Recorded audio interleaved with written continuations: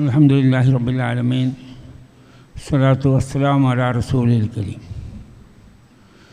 വേദിയിലുള്ള ബഹുമാന്യരായ വിശിഷ്ട വ്യക്തികളെ, ഈ സ്ഥാപനത്തിൻ്റെ പ്രവർത്തകന്മാരെ, സുഹൃത്തുക്കളെ, ഇവിടെ എത്തിച്ചേർന്നിട്ടുള്ള റോസയുടെ ഭാരവാഹികൾ, വേദികൾ ആവർത്തിക്കുന്നില്ല, സമയം പരിമിതിയുള്ളതാണ്.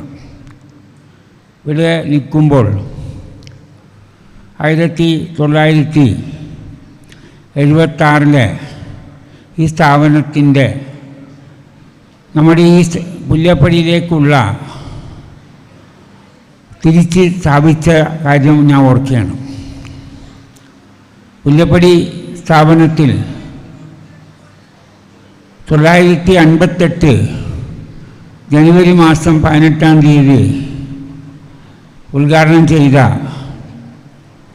ഈ സലഫി മസ്ജിദും അതിന് ഏകദേശം 1 വർഷം മുമ്പ് ആരംഭിച്ച ദാറുൽ ഉലൂം മദ്രസയും പിന്നീട് 1964 സ്ഥാപിതമായ ദാറുൽ ഉലൂം സ്കൂളും അതിനുശേഷം മറ്റ് അറബിക് കോളേജും ഹിഫ്സ് ഖുർആൻ ക്ലാസും മറ്റ് പല സംരംഭങ്ങളുമൊക്കെ അതിന് ശേഷമുണ്ടായതാണ്.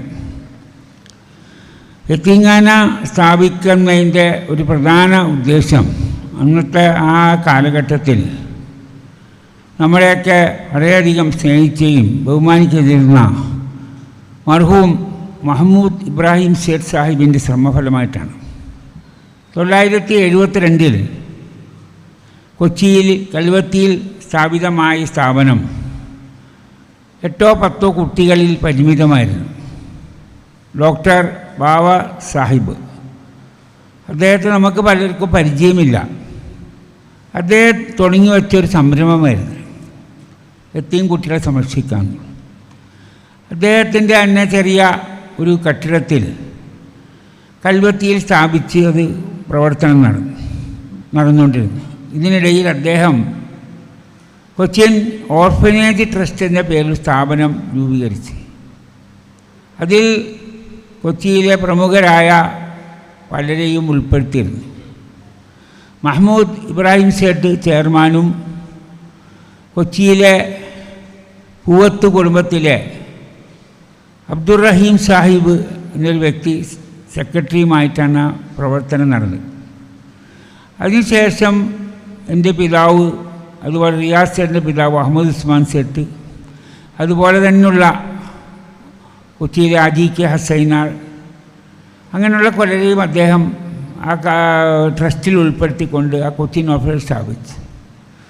പക്ഷേ മഹ്മൂദ് സേഠ് ചെയർമാനായതിനു ശേഷം അദ്ദേഹത്തിൻ്റെ ആഗ്രഹം കുറച്ചും കൂടി വിപുലമായൊരു സ്ഥലത്തേക്ക് സ്ഥാപനം മാറ്റണമെന്നായിരുന്നു.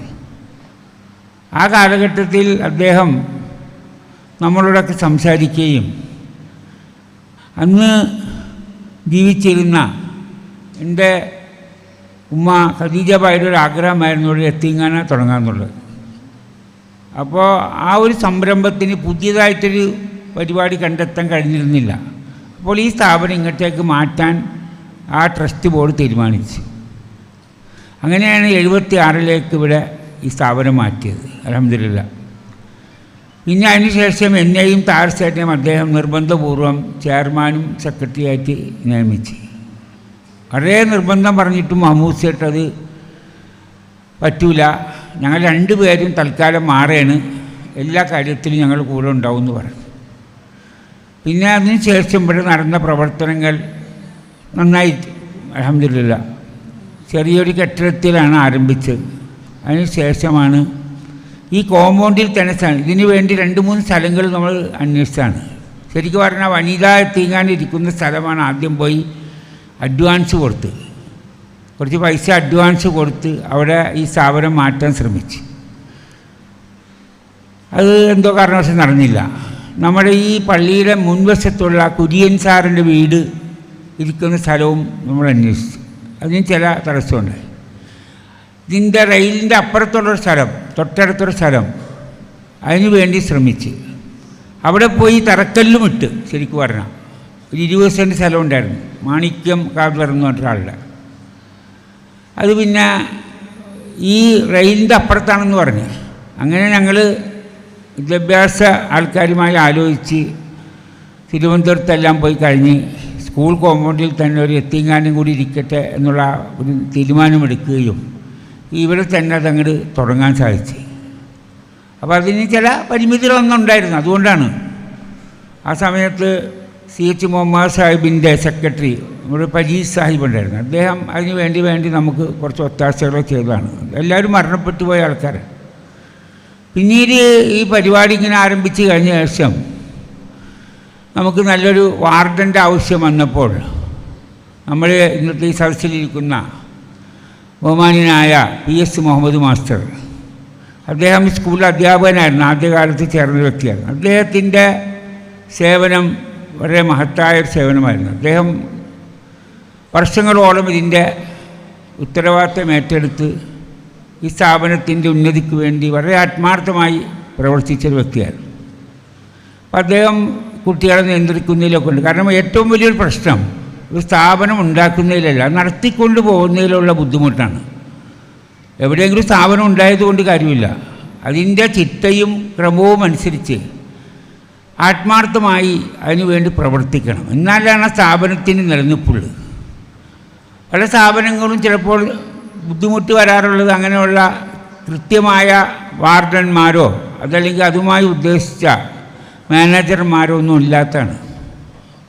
നമ്മുടെ വഴക്കെ പങ്ക് അതിൽ വളരെ കുറവാണ്. ശരിക്കും പറഞ്ഞാൽ പുറത്ത് നിന്ന് മേൽനോട്ടം വഹിച്ചു അല്ലെങ്കിൽ ചെയർമാനും സെക്രട്ടറി ആയിട്ടുമൊക്കെ ഇരുന്നു എന്നുള്ളതിൽ കവിഞ്ഞ് ഇതിൻ്റെ ഉള്ളിൽ നിന്ന് ഒരു സംഘടനയെ നയിക്കാൻ ശ്രമിച്ചതിൻ്റെ കാര്യമായ ഉത്തരവാദിത്വം ഏറ്റെടുത്തത് ഈ സ്ഥാപനത്തിലെ എൻ്റെ സഹപ്രവർത്തകരായിരുന്നു. നമ്മുടെ സലാഹുദ്ദീൻ മദീൻ സാഹിബ്, PS മുഹമ്മദ് മാസ്റ്റർ, അതോടൊപ്പം എന്നോടടുത്ത് നമ്മുടെ കുവൈത്തിലെ ഒരു പരിപാടിയിൽ സജീവമായി പങ്കെടുത്ത KS അബൂബക്കർ, അതുപോലെ തന്നെ ഇവിടുത്തെ ഞാൻ സൂചിപ്പിച്ച പോലെ മമാലിക്ക, അതുപോലുള്ള എല്ലാവരും. അന്ന് സുധീർ ഈ സ്ഥാപനത്തിലെ ഒരു അന്തേവാസിയായിരുന്നു. പിന്നീട് കുറച്ച് നാൾ സുധീർ ഇവിടെ വാർഡനായിട്ടും സേവനമനുഷ്ഠിച്ചിട്ടുണ്ട്. അപ്പോൾ ഒരു കാലഘട്ടത്തിൻ്റെ ഒരു ചരിത്രമാണ്. പക്ഷെ എന്തോ നിർഭാഗ്യവശാൽ ഗവൺമെൻറ്റിൻ്റെ ചില സമ്മർദ്ദങ്ങൾക്ക് വഴങ്ങി ഈ സ്ഥാപനത്തിന് കുറച്ച് നാൾ പ്രവർത്തിക്കാൻ പറ്റാത്തൊരവസ്ഥ വന്നു.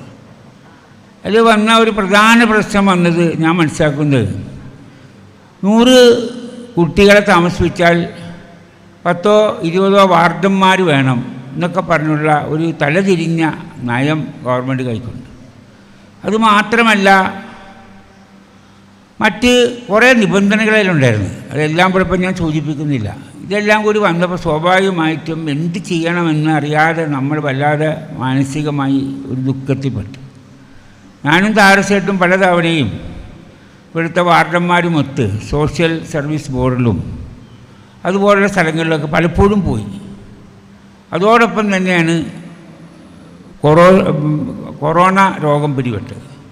കൊറോണ രോഗം വളരെ ഭീതിജനകമായി കേരളത്തിലെമ്പാടും, ഇന്ത്യയിൽ മാത്രമല്ല ലോകം മുഴുവൻ വന്നൊരു മഹാരോഗമായിരുന്നു. കാണാൻ പാടില്ല, കൈകൊടുക്കാൻ പാടില്ല, ആൾക്കാരായിട്ട് സംസാരിക്കാൻ പാടില്ല, മാസ്ക് ധരിക്കാതെ പുറത്തിറങ്ങാൻ പാടില്ല. ഒരു വർഷത്തിലധികം ജനങ്ങൾ വളരെയധികം മാനസികമായി പിന്നോട്ട് പോയൊരു കാലഘട്ടം. സ്വാഭാവികമായിട്ടും ഈ സ്ഥാപനത്തെ അത് ബാധിച്ചു. ഗവൺമെൻറ്റിൻ്റെ നിബന്ധനയും അതുപോലെ തന്നെ ഈ രോഗവും നമുക്ക് വളരെയധികം പ്രയാസങ്ങളുണ്ടാക്കി. എന്തോ അള്ളാഹുവിൻ്റെ വിധിപ്രകാരം ഇടയ്ക്ക് വെച്ച് ഈ സ്ഥാപനം ഒന്ന് സ്റ്റോപ്പ് ചെയ്യേണ്ടി വന്നു. പക്ഷേ എന്നിരുന്നാലും നമുക്ക് സന്തോഷിക്കാൻ വകയുള്ളത് നിങ്ങളെപ്പോലുള്ള വിദ്യാർത്ഥികളുടെ സേവനമാണ്. വർഷങ്ങളായി ഇവിടെ നിങ്ങൾ ആത്മാർത്ഥമായി പ്രവർത്തിക്കുന്നു. നമ്മുടെ സുഹൃത്ത് കുഞ്ഞു മുഹമ്മദ് സാഹിബ് ചെയർമാനായിക്കൊണ്ട് ഇവിടെ പരിപാടികൾ നടന്നുകൊണ്ടിരിക്കുന്നു. സുധീർ അതിന് പൂർണ്ണമായ പിന്തുണ നൽകുന്നു. മറ്റ് കുട്ടികളൊക്കെ അതിൻ്റെ പുറകെ വളരെ ശക്തമായ രീതിയിൽ നിലനിൽക്കുന്നു. അപ്പോൾ അവരൊക്കെ ഇങ്ങനെ കൂട്ടായ്മയോട് കൂടിയാണ് പരിഹരിച്ചത്. വലിയൊരു കാര്യം ഞാൻ പറയാൻ ആഗ്രഹിക്കുന്നത്, കുഞ്ഞോമ്മ സാഹിബ് നൽകിയ ഒരു സ്ഥലം നമ്മുടെ കാഞ്ഞിരമിറ്റത്തുണ്ട്. അദ്ദേഹം അത് കൊടുത്തു. ഞാനിപ്പോൾ അത് അതേ പേര് പറയാൻ ഉദ്ദേശിച്ചത്, അദ്ദേഹം അത് ആഗ്രഹിക്കണ പോലുമില്ല. പക്ഷേ ഞാനതൊരു അദ്ദേഹത്തിൻ്റെ ആ നന്മ ഞാൻ ഉദ്ദേശിച്ച് പറയണം. അദ്ദേഹം ആ സ്ഥലം തന്നു. അവിടെ കൊറോസ 10 ആൾക്കാർക്ക് താമസിക്കാൻ, പ്രത്യേകിച്ച് കൊറോസയിലുള്ളവർക്ക് അവർക്കൊരു പ്രാമുഖ്യം കൊടുത്ത് താമസിക്കാൻ കഴിഞ്ഞ വർഷം തറക്കല്ലിട്ട് ഏതാണ്ട് പകുതിയിലധികം പണികൾ അതിൻ്റെ പൂർത്തിയായി. വലിയ സംരംഭമാണ്. ഇവിടെ ജീവിച്ചിരുന്നവർ തന്നെ, ഇവിടെ പഠിച്ചിരുന്നവർ തന്നെ, അവർ രണ്ടൊരു മാതൃകാപരമായ സേവനം നടത്തിയാണ്. അവർ സമ്പാദിച്ചുണ്ടാക്കിയൊരു സ്ഥലം അവരുടെ കൈകൊണ്ട് അവർ മറ്റുള്ളവർക്ക്, പ്രത്യേകിച്ച് അവരുടെ കൂടെ ഉണ്ടായിരുന്ന അല്ലെങ്കിൽ ഒരു കാലഘട്ടത്തിൽ അവരുമായി സഹകരിച്ചിരുന്ന പാവപ്പെട്ടവരുണ്ടെങ്കിൽ അവർക്ക് മുൻഗണന നൽകിക്കൊണ്ട് അത് കൊടുക്കാൻ തയ്യാറായിരിക്കുന്നു. പണി പൂർത്തിയായിട്ടില്ല, ഇനിയും അതിന് ബാക്കി കാര്യങ്ങളുണ്ട്. അതൊരു കാര്യം. ഇതുപോലെ വർഷത്തിൽ ഒരിക്കലെങ്കിലും കൂടുന്നു. ഇവിടെ പറഞ്ഞ പോലെ കുറേ നന്മകൾ അവർ ഇവിടെ സൂചിപ്പിക്കുന്നു. അവരിങ്ങനെ ഓരോ കാര്യങ്ങൾ പറയും. അപ്പോൾ ഞാനിവിടെ ഓർക്കുമ്പോൾ ചില കാര്യം എൻ്റെ മനസ്സിൽ വരാറുള്ളത്, നമുക്കൊരു ഹജ്ജ് കർമ്മത്തിനുള്ള അവസരം കിട്ടി. JDT ഇസ്ലാം ഓർഫനേജിനായിരുന്നു എൻ്റെ ചുമതല ഉണ്ടായിരുന്നു. മർഹൂം KP ഹസൻ ഹാജി സാഹിബ് 10 ഓർഫനേജിലെ കുട്ടികളെയും കൊണ്ട് എല്ലാ വർഷവും പരിശുദ്ധ ഹജ്ജ് കർമ്മത്തിനായി മക്കയിലേക്ക് പോകും. അതിന് അദ്ദേഹത്തിനത് കിട്ടാണ്ടായിരുന്നൊരു പ്രധാന കാരണം സ്കൗട്ട് ബേസായിരുന്നു.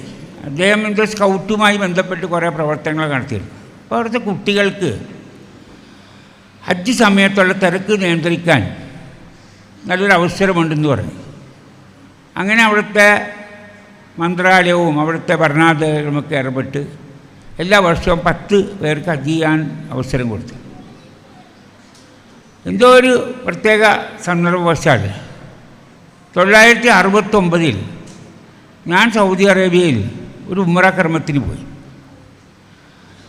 ആ സമയത്താണ് ഡോക്ടർ അബ്ദുള്ള ഉമർ നസീഫ് എന്ന ആൾ, 89 ആദ്യം പോയ ഹജ്ജിൻ്റെ ഓർമ്മയിൽ പറഞ്ഞാണ്, 89 പോയപ്പോൾ ഉംറ കമ്മിറ്റി പോയപ്പോൾ ഡോക്ടർ അബ്ദുള്ള ഉമർ നസീഫ് എന്ന ഒരു മഹൽ വ്യക്തി, അദ്ദേഹം ഇന്നും ഒരിക്കൽ ഞാൻ പോയപ്പോൾ അടുത്ത കാലത്ത് പോയപ്പോൾ കണ്ടിരുന്നു, ഇപ്പോൾ ജീവിച്ചിരിപ്പുണ്ടെന്ന് എനിക്ക് അറിഞ്ഞുകൂടാ. അള്ളാഹു താല അദ്ദേഹത്തിന് എല്ലാ അനുഗ്രഹം പറഞ്ഞിട്ടുണ്ട്. റാബിത്തയുടെ ജനറൽ സെക്രട്ടറി ആയിരുന്നു. വളരെ സൗമ്യനായൊരു മനുഷ്യൻ. ഇവിടെ വെച്ച് കണ്ട് പരിചയപ്പെട്ടു. നമ്മുടെ സ്ഥാപനം സന്ദർശിച്ച വ്യക്തിയാണ്. അപ്പോൾ അദ്ദേഹത്തെ കാണാൻ പോയി വർത്തമാനം പറഞ്ഞിരുന്ന സമയത്ത് റാബിത്തൽ അത്തുൽ ആലമിയുടെ ഒരു ഗസ്റ്റായിട്ട് ഹജ്ജിന് വന്നാൽ കൊള്ളാമെന്ന് ഒരാഗ്രഹം പറഞ്ഞു. അള്ളാഹുവിൻ്റെ മഹത്തായ അനുഗ്രഹം കൊണ്ട് എനിക്കത് കിട്ടി. ആ വർഷം തന്നെയാണ് സലാഹുദ്ദീൻ ഉസ്താദും സൗദി ഹജ്ജ് വൽ ഔക്കാഫിൻ്റെ അതിഥിയായിട്ട് സൗദി അറേബ്യയിൽ വന്നത്. അദ്ദേഹം ISMൻ്റെ സംസ്ഥാന സെക്രട്ടറി എന്നുള്ള രീതിയിലാണ് പങ്കെടുത്തു. അവിടെ എത്തി എല്ലാം കഴിഞ്ഞ് തിരിച്ചു പോരുമ്പോൾ ഒരു മനസ്സിൽ തോന്നിയൊരാശയമാണ്, നമ്മുടെയൊക്കെ കുട്ടികൾക്ക് എന്തുകൊണ്ട് കിട്ടിക്കൂടാ, ശ്രമിച്ചു നോക്കാമെന്ന് പറഞ്ഞ് അതിനുശേഷം വന്ന് എംബസിയിൽ 1-2 പേരായിട്ട് എനിക്ക് കുറച്ച് ബന്ധം കിട്ടിയതുകൊണ്ട് അവരോട് പറഞ്ഞു. അങ്ങനെ 1991 കാലഘട്ടത്തിൽ തുടർച്ചയായി 2 വർഷം നമ്മുടെ കുട്ടികൾക്ക് പരിശുദ്ധ ഹജ്ജ് കർമ്മം സൗദി ഗവൺമെൻറ്റിൻ്റെ ഔക്കാഫിൻ്റെ വകയിൽ ചെയ്യാനുള്ള മഹാഭാഗ്യം കിട്ടി. ആദ്യത്തെ വർഷം 3 പേരും ഞാനും ഉൾപ്പെടെയാണ് പോയത്. പിന്നത്തെ വർഷം ഞാനും ഉണ്ടായിരുന്നു, അഫ്ഷായും ഉണ്ടായിരുന്നു. അഫ്ഷാക്ക് അവരുടെ ചെലവിലാണ് പോയത്, ഞാൻ അവരുടെ ഗസ്റ്റായിട്ടാണ് പോയത്. 4 പേര് വന്നു. അവിടെ PS മുഹമ്മദ് സാർ ഉൾപ്പെടെയുള്ളവർ വന്ന് ആ പരിപാടി വന്നു. അപ്പോൾ അങ്ങനെ കുറച്ച് കാര്യങ്ങളൊക്കെ കിട്ടി. ഏതായാലും ഈ യത്തീംഖാന നിർത്തിയത് വലിയൊരു നഷ്ടമായി പോയിട്ടുണ്ട്.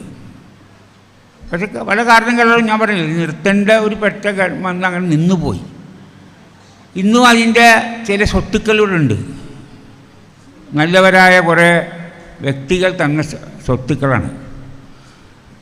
യത്തീംഖാനയ്ക്ക് വേണ്ടി തന്ന കുവൈറ്റിലെ ബൈത്തുൽ സക്കാത്തുകാരും കുവൈത്തിലെ ആൾക്കാരും തന്ന സംഭാവനകളുണ്ട്. ഇവിടുത്തെ കുട്ടികളുടെ പേരിൽ നിക്ഷേപിക്കാൻ പറഞ്ഞിട്ട് ഒരു ഭാഗം നമുക്കൊരു കുട്ടിക്കൊരു ചിലവിന് മാസം തന്നിരുന്ന പൈസയിൽ കുറച്ച് ഭാഗം ചെറിയൊരു അംശമാണ്, വലിയ തുകയല്ല, അതിനകത്ത് കൊടുക്കണം എന്നാണ്. മിക്കവാറും കുറേയധികം കുട്ടികൾക്ക് കൊടുത്തിട്ടുണ്ട്. ഇനി ഏതെങ്കിലും ഒരു കുട്ടികൾക്ക് അത് കിട്ടാത്തതുണ്ടെങ്കിൽ തീർച്ചയായും നിങ്ങൾ നമ്മളെ സമീപിക്കണം. അന്ന് പഠിച്ചിരുന്നവർ, കുവൈത്തിന് സഹായം കിട്ടിയിരുന്നവർ, ജീവിച്ചിരിക്കുന്നവരാവട്ടെ മരണപ്പെട്ടവരാവട്ടെ, അവരാരെങ്കിലും ആ അംശം കിട്ടാത്തവരുണ്ടെങ്കിൽ തീർച്ചയായിട്ടും ഇതിൻ്റെ ഉത്തരവാദപ്പെട്ട ആൾക്കാരോട് നിങ്ങൾ സമീപിക്കണം. ജലാലുദ്ദീൻ ഉസ്താദിനെയോ താർ സ്റ്റേറ്റിനെയോ എന്നെയോ ഒക്കെ നിങ്ങൾക്ക് സമീപിക്കാം. ഇൻഷാ അല്ലാഹ്. എന്താ അറിയോ, അത് അന്ന് ഉണ്ടായിരുന്നൊരു എഗ്രിമെൻ്റ് എന്താണെന്ന് വെച്ചാൽ ഒരു കുട്ടിക്ക് പ്രതി മാസം ചെലവിന് ഇത്ര രൂപ ഔക്കാഫ് പിന്നെ ബൈത്തുൽ സക്കാത്ത് തരുന്നു. ആ പൈസയിൽ നിന്ന് ഒരു ചെറിയ അംശം, ഒരു പെർസെൻറ്റേജ് ആ കുട്ടിയുടെ ഉന്നമനത്തിന് വേണ്ടി വെക്കണം എന്നുള്ളതാണ്. മിക്കവാറും കുറേയധികം പേർക്ക് അത് കൊടുത്തു കഴിഞ്ഞിട്ടുണ്ട്. പല ആവശ്യങ്ങൾക്ക് അവരുടെ തന്നെ ഉപ്പമ്മയൊക്കെ വന്ന് മേടിച്ചിട്ടുണ്ട്. കൊടുത്തവർക്ക് ഇനി കൊടുക്കാൻ പറ്റില്ല. ആർക്കെങ്കിലും കിട്ടാതെ ഉണ്ടെങ്കിൽ തീർച്ചയായിട്ടും പറഞ്ഞാൽ അത് ന്യായമായ രീതിയിൽ പരിഹരിക്കാൻ ഇൻഷാ അല്ലാഹ് നമ്മൾ ശ്രമിക്കും. ഇതെന്തൊരു ഉത്തരവാദിത്തമാണ്. നമ്മൾ നാളെ മരണപ്പെട്ടു പോകേണ്ടവരാണ്. എന്തെങ്കിലും ഒരു തെറ്റത് സംഭവിക്കാൻ പാടില്ല. കാരണം യതീംഖാനയുടെ കുട്ടികളുടെ സ്വത്ത് വലിയ ഉത്തരവാദിത്തപ്പെട്ടൊരു ബാധ്യതയാണ്.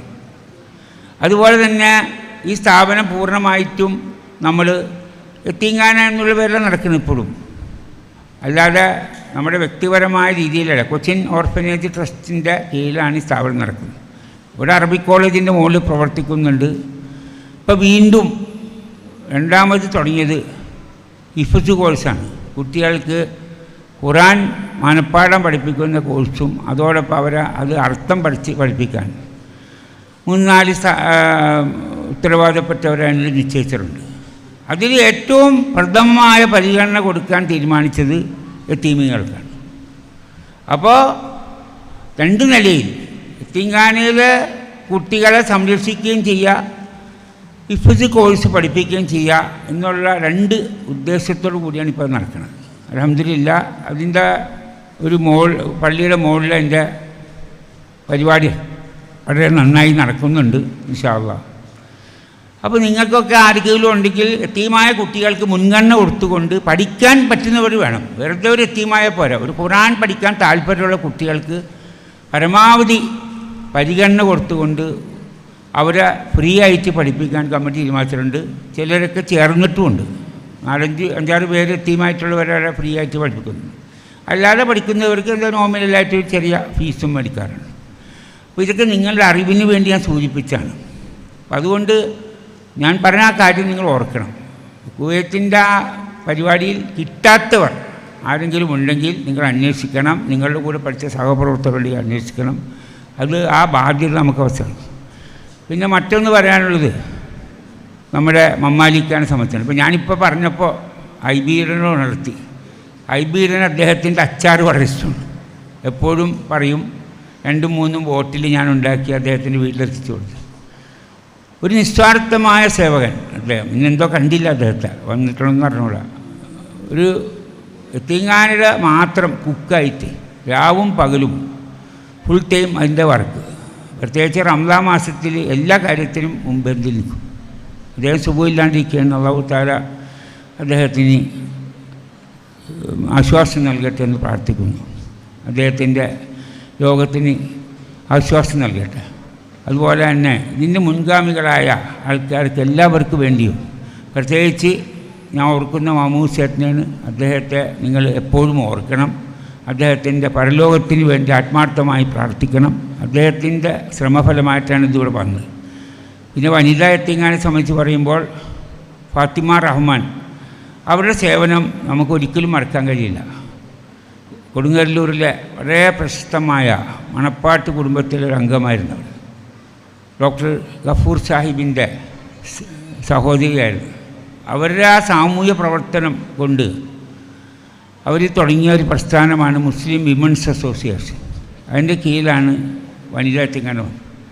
1983 എൻ്റെ വാപ്പ മരണപ്പെടുന്നതിൻ്റെ തൊട്ട് മുമ്പുള്ള സമയത്ത് ഈ സ്ഥലം നമ്മൾ കച്ചവടം ചെയ്ത് ഉറപ്പിച്ച് വെച്ചെങ്കിൽ അവർ പറഞ്ഞ് നിങ്ങൾക്ക് ഇവിടെ തുടങ്ങാൻ പറ്റിയല്ലോ, അപ്പോൾ അവിടുത്തെ ആ സ്ഥലം ഞങ്ങൾക്ക് തരണമെന്ന് പറഞ്ഞപ്പോൾ വേറൊരു വില വ്യത്യാസം കൂടാതെ അത് അവർക്ക് കൊടുത്ത് എൻ്റെ പിതാവ് ഹാജി ഇസാസിൽ സാഹിബാണ് അതിൻ്റെ ശിലാസ്ഥാപനം നിർമ്മിച്ചത്. അപ്പോൾ ഞാൻ മൊത്തത്തിൽ ഇതിൻ്റെ ഒരു ചരിത്രം നിങ്ങളുടെ മുമ്പിൽ അവതരിപ്പിച്ചെന്ന് മാത്രമുള്ളൂ. ഏതായാലും ഈ ഒരു സംരംഭത്തിൽ സംസാരിക്കാൻ സർവശക്തനായ അള്ളാഹു നൽകിയ അവസരം നന്നായിട്ടുണ്ട്.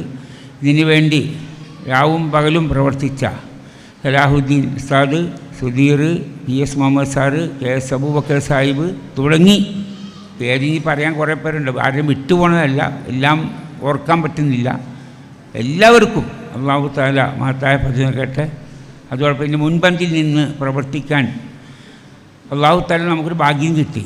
അതിൽ ഏറ്റവും പ്രധാനമായ ഒരു വിഷയം നിങ്ങളോട് പറയാനുള്ളത്, ഒരു യതീമിനെ സംരക്ഷിക്കുക എന്നുള്ളത് വലിയൊരു ഉത്തരവാദിത്തപ്പെട്ട പണിയാണ്.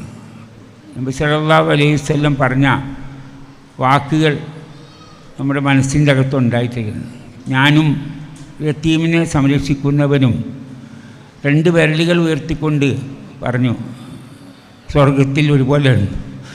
അല്ലാഹു തആല ആ കൂട്ടത്തിൽ ഞങ്ങളെല്ലാവരും ഉൾപ്പെടുത്താൻ നിങ്ങൾ പ്രാർത്ഥിക്കണമെന്ന് ഇതായി അഭ്യർത്ഥിച്ചുകൊണ്ട് എൻ്റെ വാക്കുകൾ അവസാനിപ്പിക്കുന്നു. ഇതിലൊരു പ്രശസ്തിയോ പേരോ അല്ല ഉദ്ദേശിക്കുന്നത്, അള്ളാഹുവിൻ്റെ പ്രീതിയാണ് ഉദ്ദേശിക്കുന്നത്. അത് നൽകി അള്ളാഹു അനുഗ്രഹിക്കട്ടെ. എൻ്റെ വാക്കുകൾ അവസാനിപ്പിക്കുന്നു. വാഹിറു ദഅ്വാനാ അൽഹംദുലില്ലാഹി റബ്ബിൽ ആലമീൻ.